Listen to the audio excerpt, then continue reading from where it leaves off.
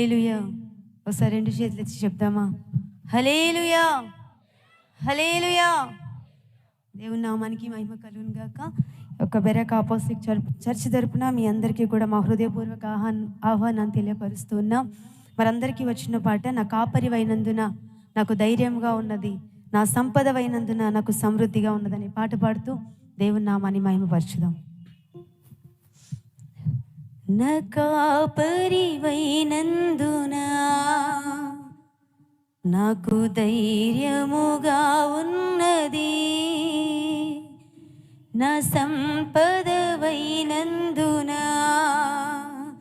నాకు సమృద్ధిగా ఉన్నది. నా కాపరివైనందున నాకు ధైర్యముగా ఉన్నది, నా సంపదవైనందున నాకు సమృద్ధిగా ఉన్నది. నిరీక్షణవైనందున నెమ్మదిగా ఉన్నది, ఆశ్రయమైనందున క్షేమముగా ఉన్నది. నా కాపరివైనందున నాకు ధైర్యముగా ఉన్నది, నా సంపదవైనందున నాకు సమృద్ధిగా ఉన్నది.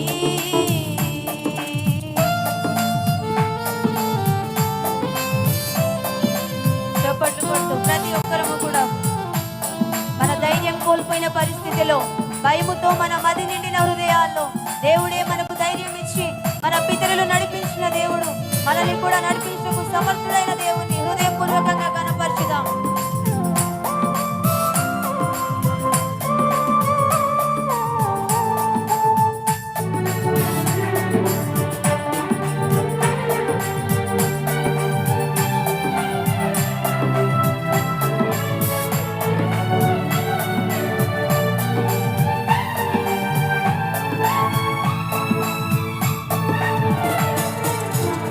ధైర్యము కోల్పోయినా, భయముతో మది నిండినా, చీకటులే కమ్మినా, సాగలేమని తెలిసినా,